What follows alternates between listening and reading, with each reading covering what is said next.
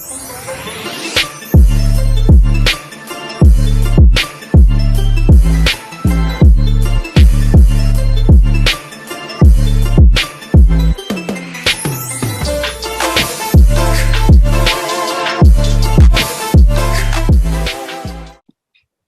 we are back with another episode of Straight Out the Lou. This episode coming from our campus-wide quarantine in the midst of a COVID outbreak here at Bates College. Chris and I are in room 419, Luke in his respective room of 418. And today, Friday, April 10th, we will be recapping the NCAA Tournament, which ended on Monday night with Baylor blowing out Gonzaga. The MLB season is just over a week into action.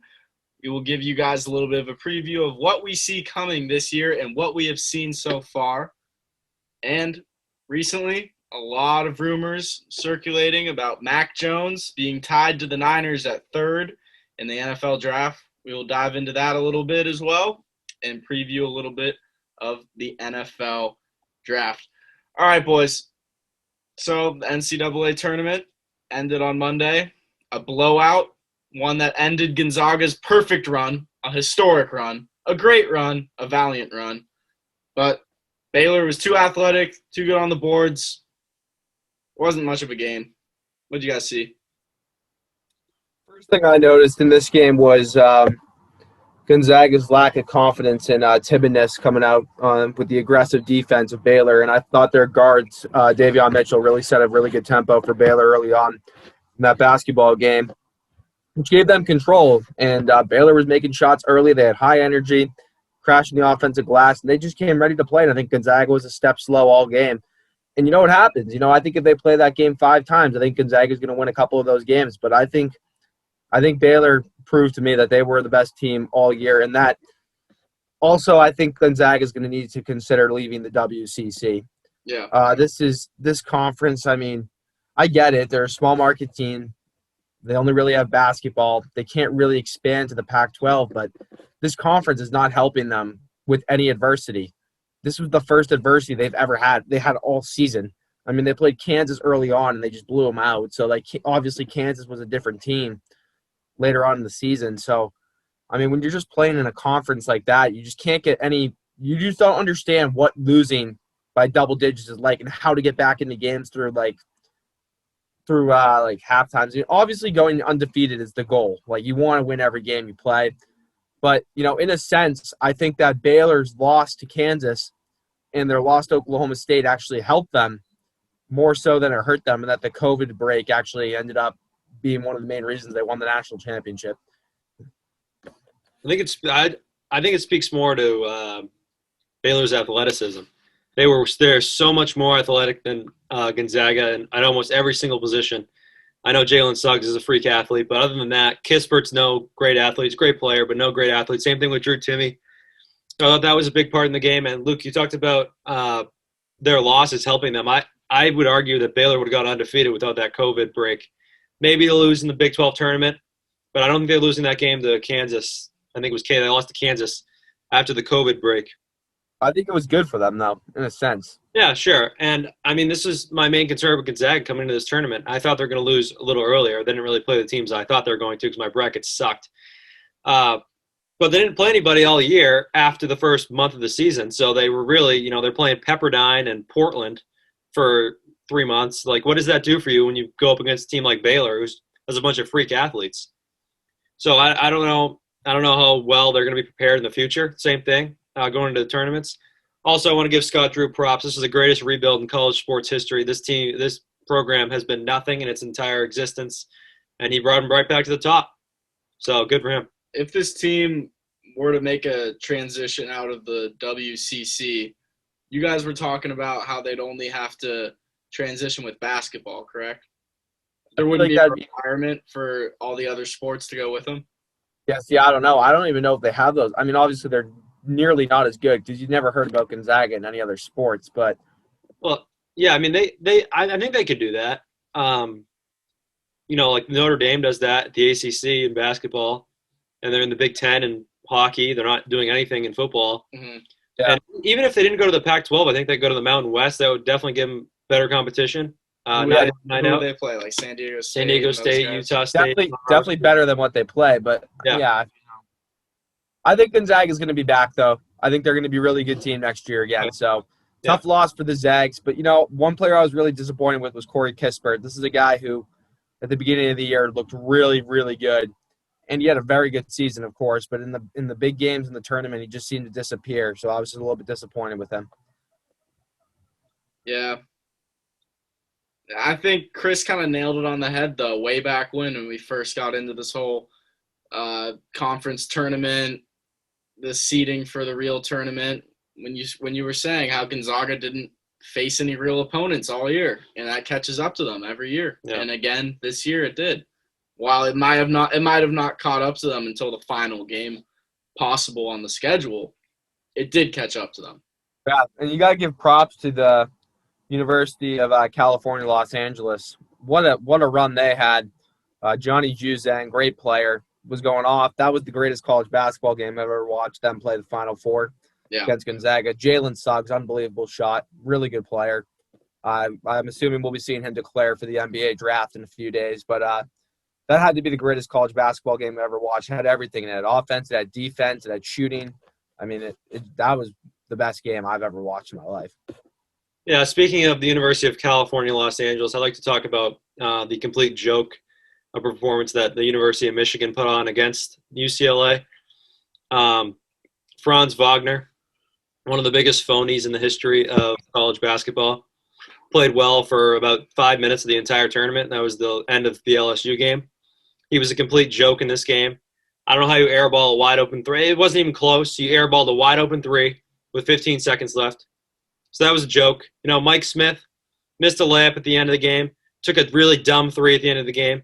Complete joke. You only score 49 points, and it's just a great time to have your worst offensive game of the year. So, a complete gag job by Michigan, and they need to win the national championship next year, or else there's going to be an issue in Ann Arbor. How about UCLA, though? Being diverse enough to be able to win the games when it's ridiculously high scoring, right? And then also be able to hold off Michigan in games like that where they're only giving up 40-something points, right? I mean, that's got to be a little tip of the cap to the head coach there. I was definitely impressed by the way UCLA was able to go from a 52-point game against Michigan to be able to play Gonzaga the way they did. That's a great point, Dylan. I think UCLA, that is probably the best underdog run, Cinderella story, I think, ever. They're the best team. Maybe not the best story, the best team we've seen. I think it speaks to them even more because Gonzaga, we've talked about all year, is a great offensive team, and Michigan has been a great defensive team all year. And those two games were played right into both those teams' hands. Low-scoring game against Michigan, high-scoring game against Gonzaga, and they still won. It was very impressive. Well, they lost the Gonzaga game. They should have won. That was a Mickey Mouse win because Jalen Suggs had a lucky shot. Oh, okay. It's a good shot by Jalen Suggs. It's an iconic moment. But, Gonzaga didn't get it done on the big stage. And, congrats to Baylor. I think that's all you can say. You guys would have been nice for the Jesuits. With the Pac-12 having a historic run in this tournament, top to bottom, doing very well, would you guys see in the next few years a possible resurgence in the level of play in Pac-12 basketball? I think it's definitely possible. I just think the problem is right now you got big markets like Arizona and like Oregon. Oregon was really good actually this year, my fault. But like USC and UCLA being good is really going to help the Pac-12. I think the Pac-12 kind of revolves around Los Angeles in a sense. Yeah. But I think you need Arizona to be back because I don't think Oregon State's going to be much. But they're going through those sanctions right now. But there's no reason why. Why not? I think they need some star players to get into the – you know what I mean? There's no big-name guy. I don't know. I think it's already there. I think the level's already there. I think we underrated them all year. Because No, I agree. I just don't think that they get enough credit that they deserve. They definitely didn't get enough credit. And they got guys like Evan Mobley for USC and Chris Duarte won the shooting guard of the year for Oregon. I just don't think we rated them high enough all year. They got great coaches in the conference. Dana Altman obviously has been a great coach for a long time. Mick Cronin, Andy Enfield, USC. great coaches. They have good players, a couple big brands. I just don't think they have got enough credit because most people don't see them play because they're playing at 11 o'clock at night whenever they're on TV. Yeah, it was an impressive tournament for them. Yeah, I guess the question better worded would be, when do they start getting the recognition? Hopefully it would be soon. Like you guys have been saying, the talent is there. Yeah. It's about getting the recognition. And I think this tournament really put the conference back on the map. Hopefully in the next few years, you'll see a little bit of resurgence, a little bit of a challenge to the Big 12, Big 10, ACC. Yeah, like Chris, like you know what I'm saying though, like when the Pac-12, I feel like now that we've seen, this has been a good conference now for the past couple of years because we saw Oregon make a run too in the tournament. So if we're gonna say this conference is really good, no one's really watching. But when you had a guy like Lonzo Ball at UCLA, people were watching the Pac-12. So it doesn't mean like that team has to be good. If you have one like big name in that conference, more people are gonna watch the other games because they're going to be more interested in, who's he going to play? Who's he going to play? You know what I mean? So I think that'll help. You mean like top-line recruits, other than not just like the 4-year players that are good. Yeah. Like you see like a guy like Cade Cunningham go to the Big 12. It's like, is he going to beat Baylor? Like, you know what I mean? Like all this, you got all these headlines, you got all these people wanting to watch. So that'll help. I think they will start getting some big-name guys too. I mean, all the guys who get recruited, 5-star guys, all come out of L.A., you know, all these West Coast spots, right? So Terrence Clark from Boston. Backyard recruits, you know. They got to be able to capitalize on that. Yeah, I think they will. Hopefully. We'll see. So, MLB started last week, a week or so into the season at this point. The Red Sox streaking after dropping 3 in a row at home against the Orioles. But we also have the Giants, 3-3, looking all right. Our 2 hometown teams standing in similar positions at the moment. Although I must say I'm more of a Red Sox optimist when compared to being a Giants optimist. I'd have to side with the Red Sox at this point. But I'm just gonna hop in real quick on the MLB.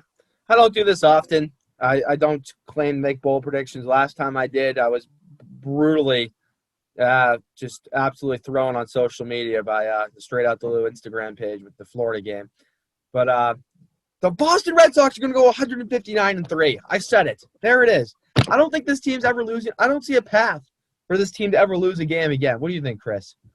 Yeah, I mean, I think you hit the nail right on the head there. I was going to say the same thing. I don't really see any team competing with this team. Obviously, when they make the playoffs, I don't really see anybody beating them a single game in the playoffs. They're going to go the 3 games, 4 games, 4 games, and I don't really think any of the games are going to be close. I mean, I think this team's clearly the favorite to win the World Series. That's why their odds are 1-1 right now.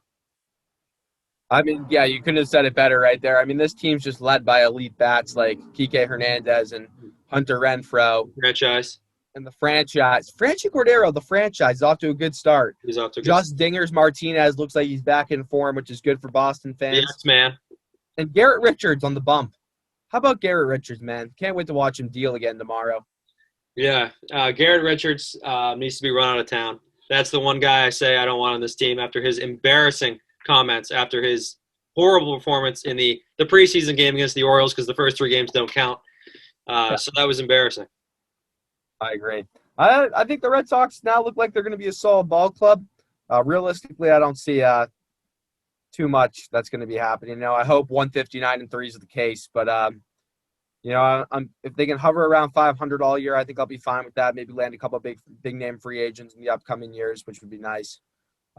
Just stay relevant, just stay a watchable product. I mean, the first 3 preseason games, as Chris was talking about, were just unwatchable. And now you watch this team and they're just raking the ball, fielding the ball finally.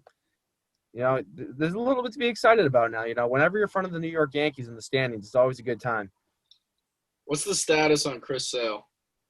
He could be back later in the season. They still don't know, but I mean, I don't want him back throwing 91 though. Yeah, that's true. He's got to learn how to pitch a little bit better. I think David Price had to go through that. But yeah. Also, Eduardo Rodriguez, the best pitcher of baseball, was back yesterday. I know our viewers were tuned into that, and he got the win. And again, he has a better record than Jacob DeBum, so he is better than Jacob DeBum. So a great performance from Eduardo Rodriguez yesterday. Let's get some awards predictions here. Yeah, so for all our loyal listeners who follow us on our social media pages on Instagram at Straight Out the Lou, I already posted my preseason predictions here.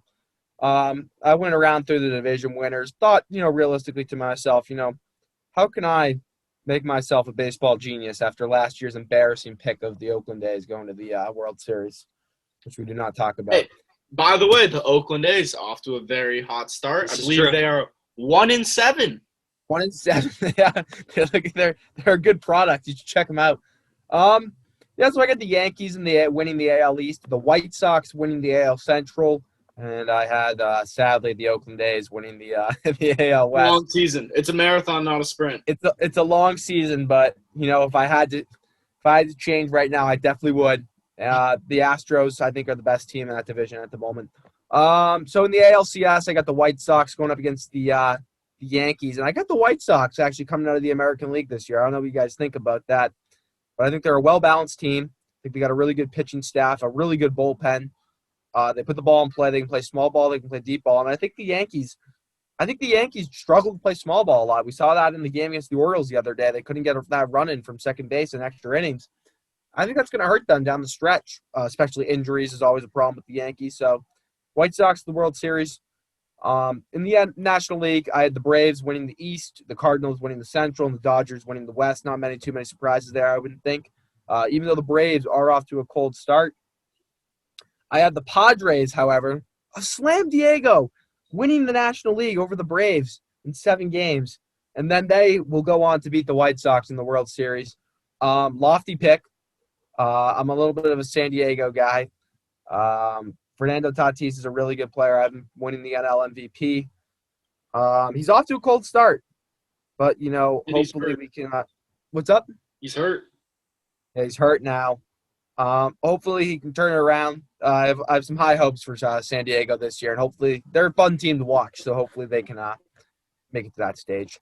Yeah, they got the potential. The ceiling's there for sure, but the ceiling is also there with the Dodgers, the Braves, of course, Cardinals. Of course. I'm a little bit of a Dodgers hater. I don't hate their players. I just don't like the Dodgers. I don't know why. Fair enough. I just don't like them. And, they got a great roster. I think they're going to win the division. But we just see them choking the playoffs a lot, so why not again this year? The crowds only show up for 4 innings of the game. Yeah, no, I know. They got some hard to not hate. Yeah, they got some Mickey Mouse fans. So, I guess that's my main explanation for why I think the Padres are going to go. And obviously, Jacob deGrom winning the National League Cy Young. I actually picked Aaron Judge to win the American League MVP this year. It's a good pick. It's a good pick. I like that pick. Unless he gets injured, then I'm going to go Trout because you got to hold that. He can easily get injured. Garrett Cole, Cy Young. I don't think we're going to see any business in the Cy Young. I think Cole and deGrom are going to shove this year. That's what people said about Cole last year, though. Yeah, no, I think Cole did really well last year, though. I think Shane Bieber just was unbelievable in the regular season. Cole gave up a lot of home runs last year. And command issues, which have been prevalent throughout his career. And I think seeing a little bit of that so far this year, high pitch counts pretty early. Yeah, he did have a problem keeping the ball in the ballpark. I think that's because they're playing in the Mickey Mouse Little League Stadium more so than his actual pitching abilities. Hopefully, deadened baseballs will help with that as well. Yeah, the deadened baseballs. Yes, that has been helping the Red Sox a lot because Christian Vasquez is on steroids the way he hits the baseball. Unbelievable. He might win the American League MVP. But, back to your point about Garrett Cole. I just don't really see him. You just watch him pitch. You can say all you want. The high pitch counts. He does give up a lot of home runs. But this guy comes out of every game, 2 runs, 1 run, no runs, 101 on the black. Just exceptional pitcher. And you got to tip your cap to him, even though he's a Yankee.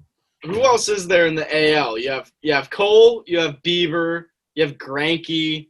You got Rodriguez. Eduardo Rodriguez. Who's the guy on the White Sox? They're opening. Giolito. You got Shohei. Yeah, Ohtani. Oh. You got the 2-headed monster in Minnesota of Mineta and Barrios. The Dark Knight. The Dark Knight, Matt Harvey. Where is he? Baltimore. Oh, Felix Hernandez in Baltimore as well. John Means. Yeah, My awards here. Glass now. Glass now. That's my AL Cy Young right there. He's developed another pitch. He pitched really well against the World Series champion Boston Red Sox too. So you got to give him some credit there. AL MVP Mike Trout because it's rigged for Mike Trout every year. MVP in the National League, I'm going to go with Ronald Acuna because I like the Braves to win the National League. And the Cy Young in the National League will not be DeBum. It will be Max Scherzer. Yeah. You see Max Scherzer start the season? Yeah, it's it. The law of averages says he's going to start pitching better. Okay. I would hope so because the first two batters took him 470. Division winners in the American League, Yankees, White Sox, Astros, and I'll take the Blue Jays and the Rays as my wild card teams. Oh, the Rays. I think the Red Sox are going to be better than the Rays. Doubt the Rays again. What about the Twins? No. Doubt the Rays again. I didn't really doubt the Rays that much. You were both of you guys were Rays haters. Yeah, and I just didn't think they were going to make the World Series. That's just not like insanely doubting them. I never said they were a bad team. This year, this team is not good. They just got swept at Fenway. No, Yeah, well, they got swept by the best team in baseball. There's no shame in that. Okay. You don't even have them in the playoffs, so stop saying I have them in the wild. Oh well, yeah. Yeah. White Sox will win the American League. I agree with Luke on that. National League: Braves, Cardinals, Dodgers, and the Padres and the Mets in the wild card game. And obviously, the Mets will lose that game because DeBum is going to lose. So that is the easiest pick of the entire playoffs right there. However, the Padres will then lose in the next round. The Braves will win the National League and beat the White Sox in the World Series. What are your guys' thoughts on the Phillies?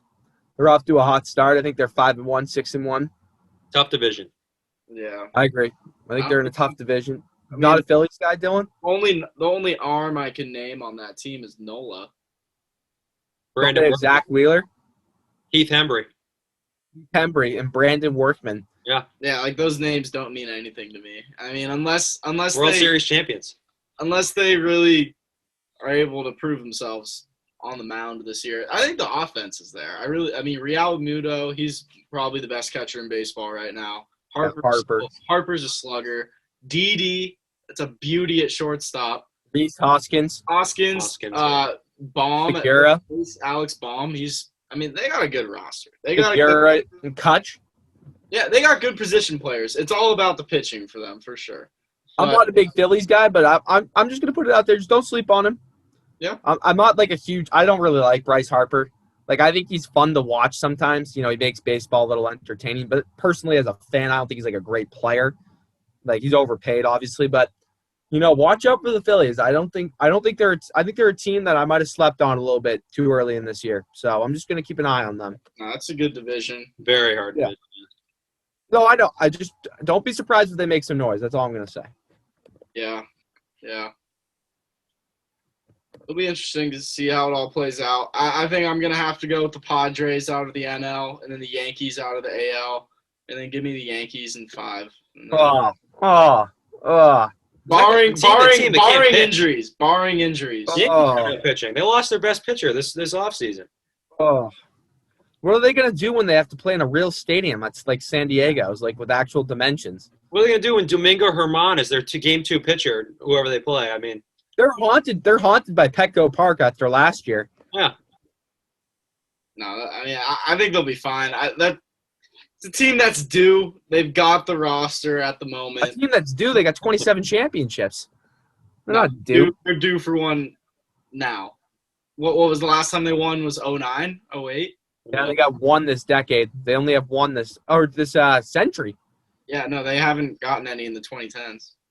How embarrassing they are. Yeah, quite the embarrassment. Well, that's a little bit of MLB preview for you guys. On to other news. A headline that has been very, very frustrating for me as a Niners fan as of late is the Mac Jones connection to the Niners at 3rd overall in the NFL draft. Very upsetting. Very, very upsetting. This is a guy who is, at the end of the regular season, not even a first-round prospect. Not even. And now this guy's being touted as the 3rd best quarterback in the draft and the 3rd overall pick. A couple things I'd like to say about this. One, all of these insiders who claim to have inside information about the situation in the Niners draft room and in their front office about who they're going to pick are wrong. They're all wrong. Every move that has been made by Shanahan and John Lynch, every major move has always been made in secrecy. The move to get Reuben Foster in their first year of drafting at the end of the first round to trade for that pick. Nobody saw that coming. Nobody reported it until it happened and showed up on the TV screen. Trent Williams, last offseason, the trade for him. No insider reported that until it was breaking news the morning it happened. Joe Staley's retirement. Everybody thought that they were going to get an O tackle, forcing the Tampa Bay Buccaneers to take Wirfs with their pick. Niners end up going with Kinlaw. It happens with every single move this team makes. There's no information leaked, ever, at all. And then now, all of a sudden, these guys like Schefter and Rappaport, who are supposed to be the most trustworthy insiders in all of sports reporting, these guys are saying, it's going to be Mac Jones. It's going to be Mac Jones. How do you know? How do you know? Kyle Shanahan comes out. A lot of people make the connection to these pocket passer types to Kyle Shanahan because of his time in Washington with Kirk Cousins. So he was asked about this in a press conference a week after making the trade to move up to 3. And a reporter asks him about what his prototypical quarterback looks like. Is it a Kirk Cousins type guy? He says, a lot of people tie me to Kirk because we were in Washington together for a year or so. And then after I left Washington and the whole staff was fired, I ended up in San Francisco. We're looking for a quarterback. Kirk was an option for a little bit before he ended up in Minnesota. They ended up going with Jimmy. End of story, right? Shanahan says, sure, I like a good pocket passer. Who doesn't? A guy who's capable like Kirk Cousins in the league, a lot of teams would be happy to have him.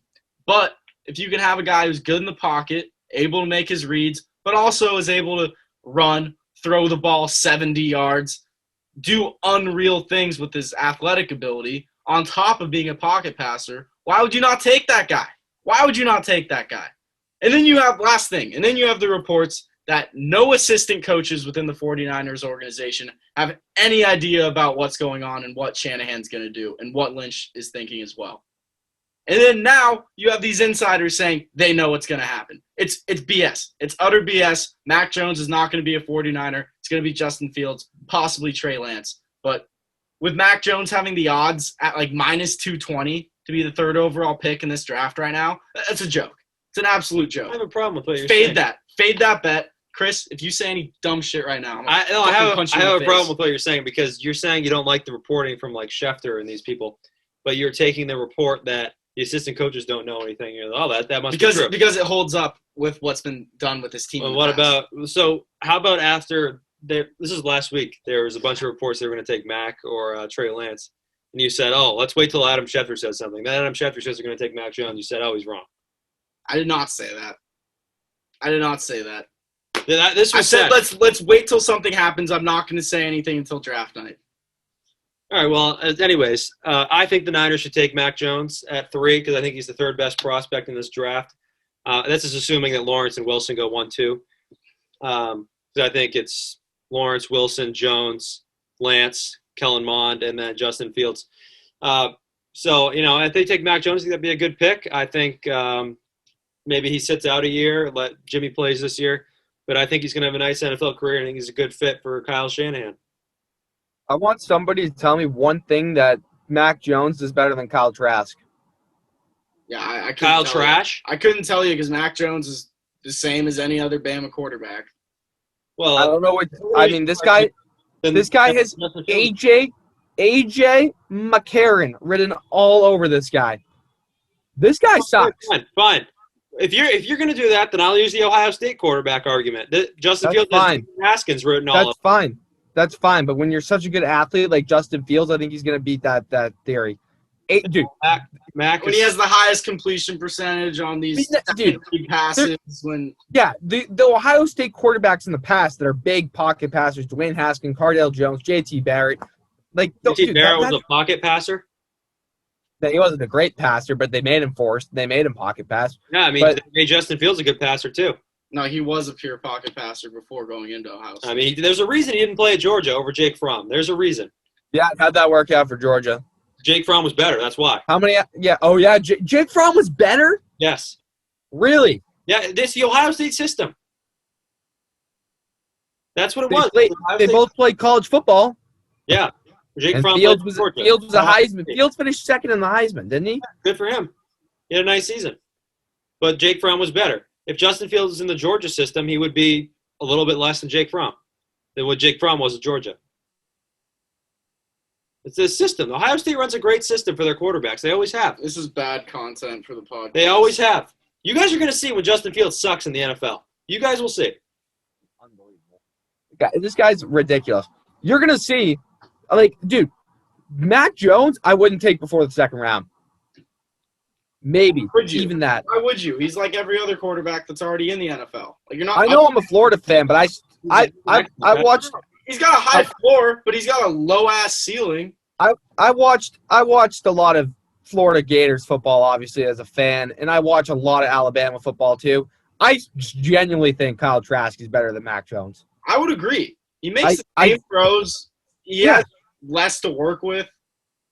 Yeah.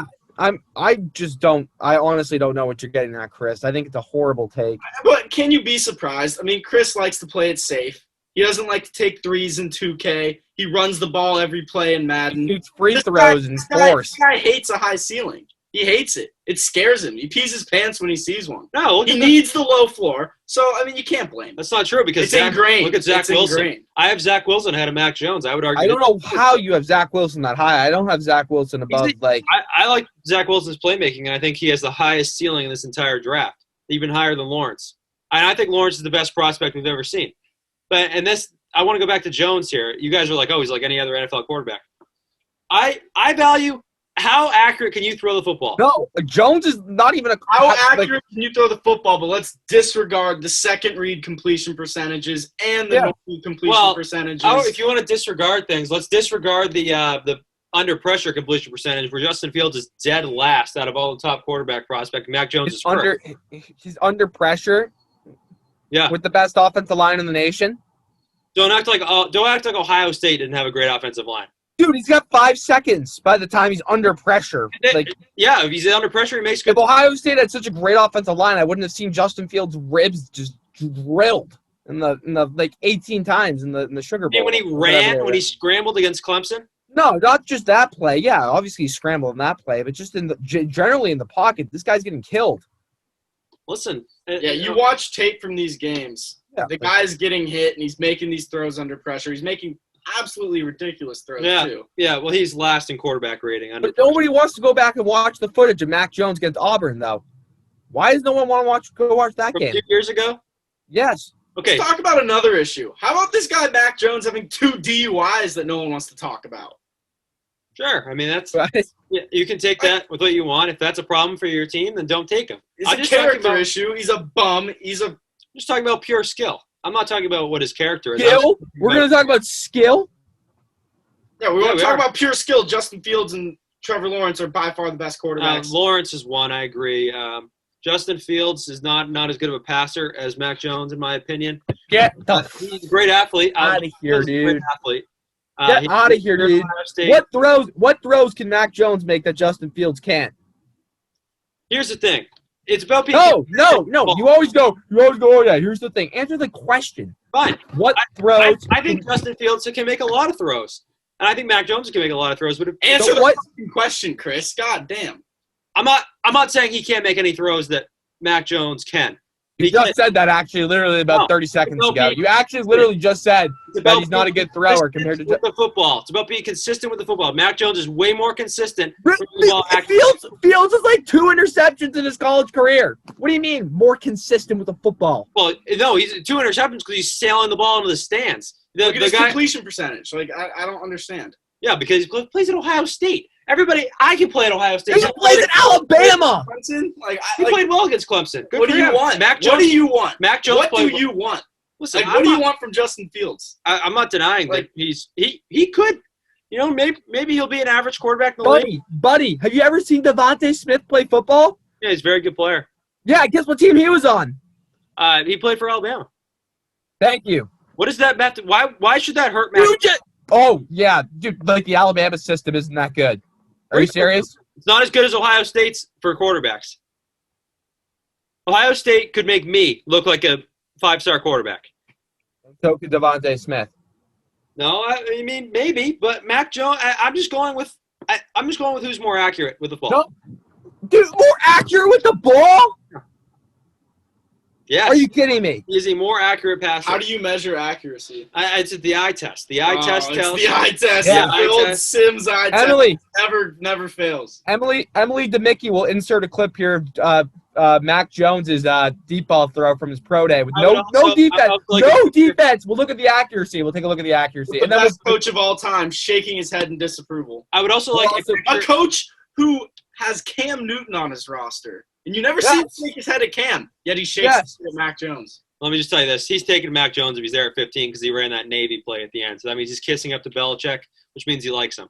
But anyways, I also want a picture here of the Chris Sims. We talked about him a couple weeks ago. His quarterback rankings, which are usually fairly accurate, where he had Justin Fields at, 6th? I'd like those up here on the screen, please, Emily, if she edits this video. Hey guys, I'm Emily DeLosa. I'm a freshman on the Bates sailing team, and I do the editing for the Straight Out the Lou boys. Because those are my rankings too. I think he's dead on. Yeah. We've been over this, so no. Doesn't he not have Lawrence at 1? He might have Wilson at 1, but yeah, that's different. That's fine. Wilson's good, but people do anything for a headline, It's just like these insiders, man. Anything for a headline, anything for their money, The stats, still haven't given the Deshaun Watson stuff, the Mac Jones stuff. It's all. Still haven't given me any good concrete evidence of why I should believe that Mac Jones is a better quarterback than Justin Fields. He's more accurate with the ball. Yeah, it's the eye test. It's the eye test. Yes, he is. It's the eye test, apparently. He is consistently more accurate with the football, and he's better under pressure. You're just saying no, like he is. He was number 1 in quarterback ranking out of all the. But then you're out here saying he can't go to his second read where where Justin Fields is the highest second read completion and the highest completion percentage in college football. Listen, that stat is that's a stat that is true. But if you go by what Chris Sims says and other draft analysts have said that he cannot get to his second read effectively like these other quarterbacks, so I'm going off what they said. That stat does not prove almost that. Every single deep ball he threw in that Clemson game in the semifinal was his second read. Yeah, and I forgot because Mahomes in the NFL would be a great player. Because Mahomes has horrible footwork, right? Because the analysts are good. Because Mahomes has horrible footwork, right? And he has a terrible arm. Mahomes is a freak. He has horrible footwork, according to the analysts. No, he's not. No, he's not. These are the same analysts who said that Trubisky's a can't-miss prospect, right? I don't know. I don't know what Chris Sims said to that. I go by what Chris. Why are you alluding to his history? You don't know his history, clearly. I know his history. He had Lamar Jackson at his number 1 quarterback or number 2 quarterback in that entire draft, and he went what? He's third. Huh? He's third. Who's better, Baker and Josh Allen.